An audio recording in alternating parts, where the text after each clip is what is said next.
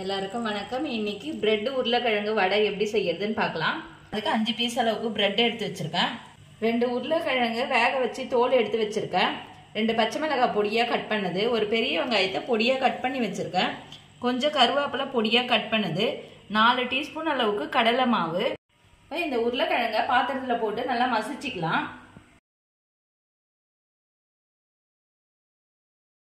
இது கூடயே பிரெட் எல்லாம் பிச்சு போட்டுக்கலாம். தேவையான அளவுக்கு சால்ட் சேர்த்துக்கிறேன். இப்போ நல்லா கலந்துக்கலாம்.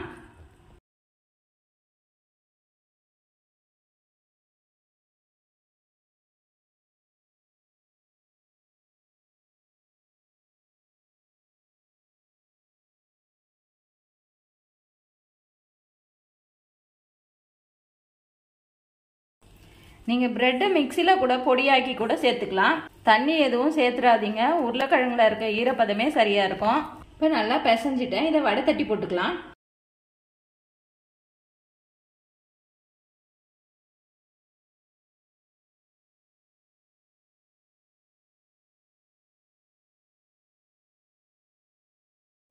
இந்த அளவுக்கு கோல்டன் ப்ரௌன் ஆன பிறகு எடுத்துடலாம்.